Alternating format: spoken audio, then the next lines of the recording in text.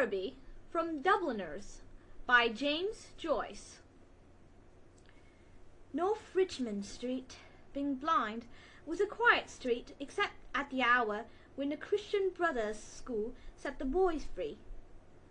An uninhabited house of 2 stories stood at the blind end, detached from its neighbours in a square ground. The other houses of the street, conscious of decent lives within them, gazed at one another with brown, imperturbable faces. The former tenant of our house, a priest, had died in the back drawing-room. Air, musty from having been long enclosed, hung in all the rooms, and the waste-room behind the kitchen was littered with old useless papers. Among these I found a few paper-covered books, the pages of which were curled and damp. The Abbot, by Walter Scott, The Devout Communicant, and the Memoirs of Vedic. I liked the last best, because its leaves were yellow. The wild garden behind the house contained a central apple tree and a few scraggling bushes, under one of which I found the late tenant's rusty bicycle pump. He had been a very charitable priest. In his will, he had left all his money to institutions and the furniture of his house to his sister. When the short days of winter came, dusk fell before we had well eaten our dinners. When we met in the street, the house had grown sombre. The space of sky above us was a colour of ever-changing violet, and towards it the lamps of the street lifted their feeble lanterns. The cold air stung us, and we played until our bodies glowed. Our shouts echoed in the silent street. The career of our play brought us through the dark, muddy lanes behind the houses, where we ran the gauntlet of the rough tribes from the cottages, to the back doors of the dark, dripping gardens, where odours arose from the ash-pits, to the dark, odorous stables, where a coachman smoothed and combed the horse, or shook music from the buckled harness. When we returned to the street, light from the kitchen windows had filled the areas. If my uncle was seen turning the corner, we hid in the shadow until we had seen him safely housed. Or if Mangan's sister came out on the doorstep to call her brother in to his tea, we watched her from our shadow peer up and down the street. We waited to see whether she would remain or go in, and if she remained, we left our shadow and walked up to Mangan's steps resignedly. She was waiting for us, her figure defined by the light from the half-opened door. Her brother always teased her before he obeyed, and I stood by the railings looking at her. Her dress swung as she moved her body, and the soft rope of her hair tossed from side to side.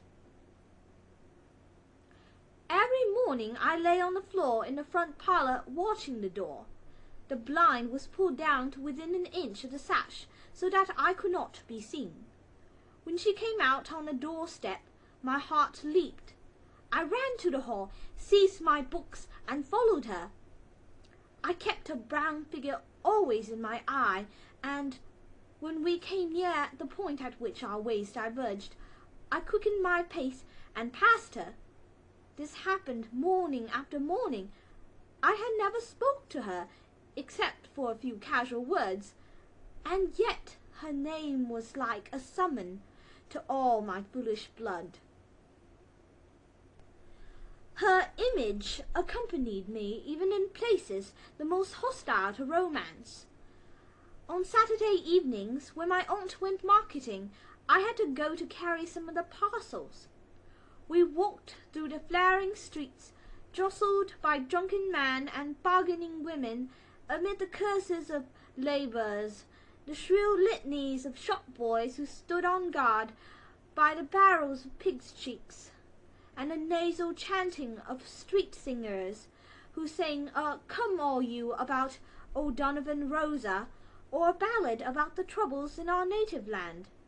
These noises converged in a single sensation of life for me. I imagined that I bore my chalice safely through a throng of foes. Her name sprung to my lips at moments in strange prayers and praises, which I myself did not understand. My eyes were often full of tears, I could not tell why, and at times a flood from my heart seemed to pour itself out into my bosom. I thought little of the future. I did not know whether I would ever speak to her or not, or, if I spoke to her, how I could tell her of my confused adoration. But my body was like a harp, and her words and gestures were like fingers running upon the wires. One evening I went into the back drawing-room in which the priest had died. It was a dark, rainy evening, and there was no sound in the house. Through one of the broken panes I heard a ring impinge upon the earth, the fine incessant needles of water playing in the sodden beds. Some distant lamp or lighted window gleamed below me. I was thankful that I could see so little.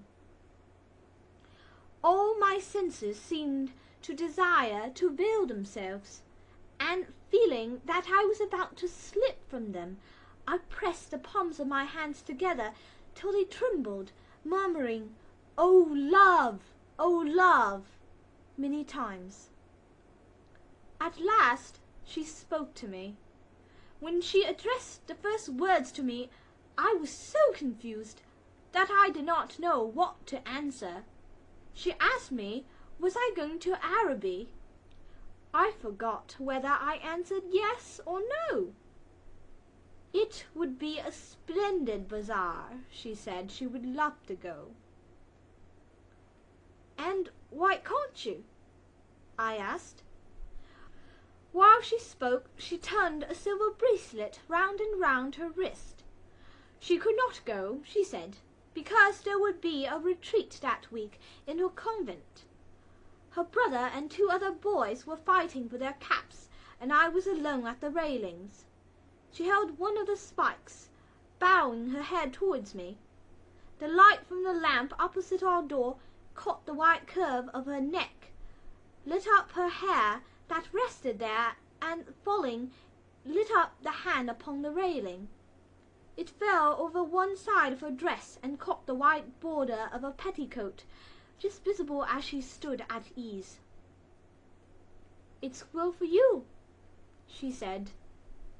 "If I go," I said, "I will bring you something." What innumerable follies laid waste my waking and sleeping thoughts after that evening! I wished to annihilate the tedious intervening days. I chafed against the work of school. At night in my bedroom, and by day in the classroom, her image came between me and the page I strove to read. The syllables of the word Araby were caught to me through the silence in which my soul luxuriated and cast in Eastern enchantment over me. I asked for leave to go to the bazaar on Saturday night. My aunt was surprised, and hoped it was not some Freemason affair. I answered few questions in class. I watched my master's face pass from amiability to sternness. He hoped I was not beginning to idle. I could not call my wandering thoughts together. I had hardly any patience for the serious work of life which, now it stood between me and my desire, seemed to me child's play, ugly, monotonous child's play.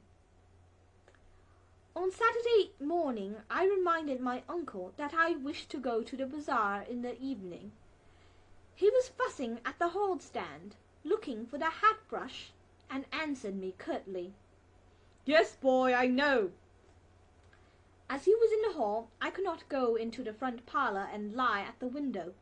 I left the house in bad humour and walked slowly towards the school. The air was pitilessly raw, and already my heart misgave me.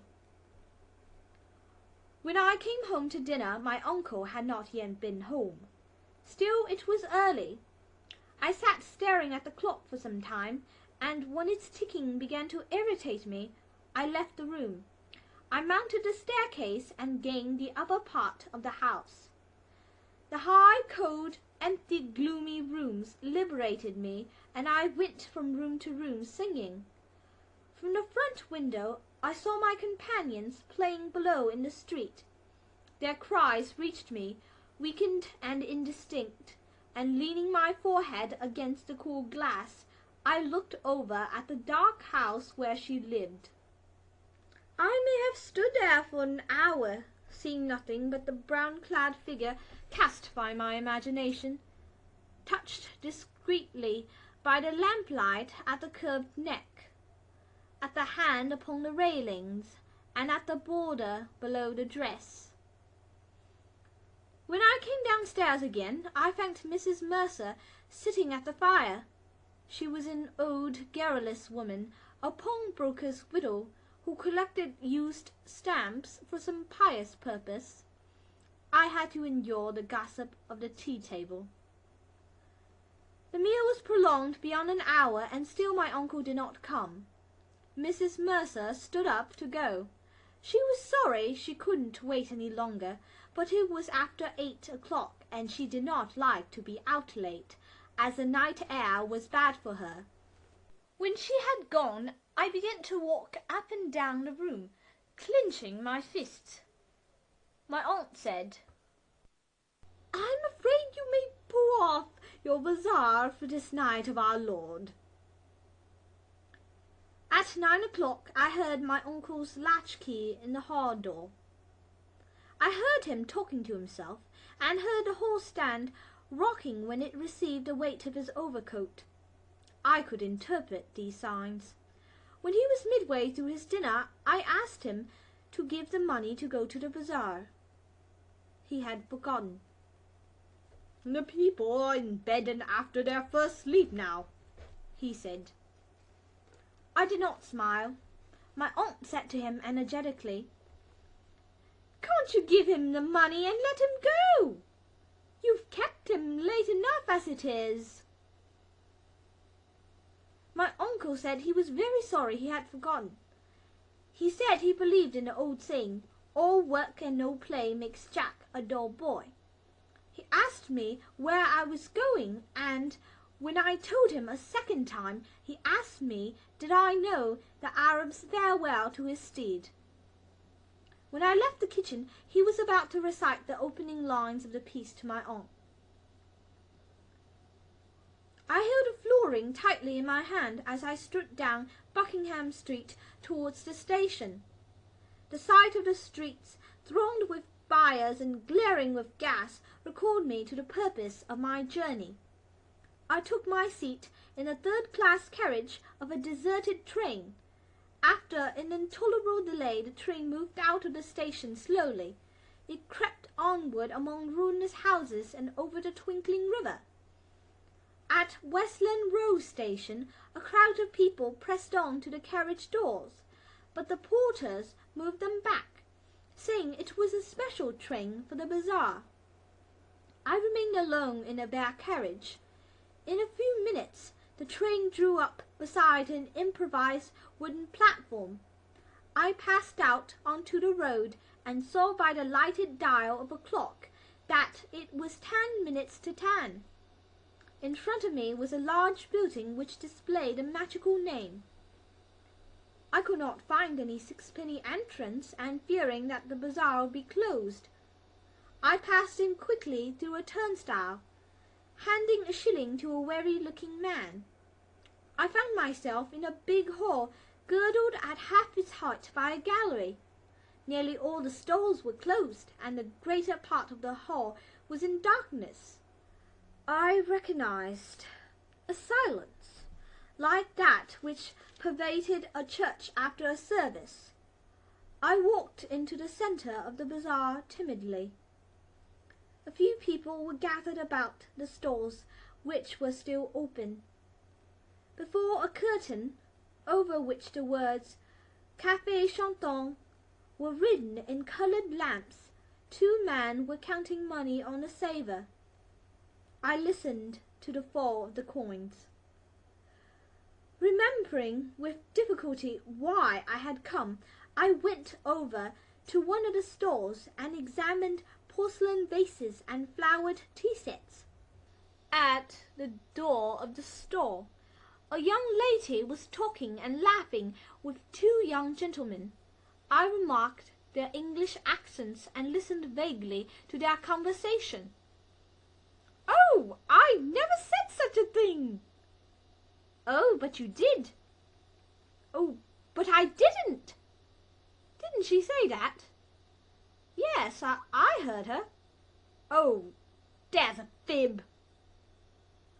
Observing me, the young lady came over and asked me did I wish to buy anything. The tone of her voice was not encouraging. She seemed to have spoken to me out of a sense of duty. I looked humbly at the great jars that stood like Eastern guards on either side of the dark entrance to the stall and murmured, "No, thank you." The young lady changed the position of one of the vases and went back to the two young men. They began to talk of the same subject. Once or twice the young lady glanced at me over her shoulder. I lingered before her stall, though I knew my stay was useless, to make my interest in her wares seem the more real. Then I turned away slowly and walked down the middle of the bazaar. I allowed the 2 pennies to fall against the 6pence in my pocket.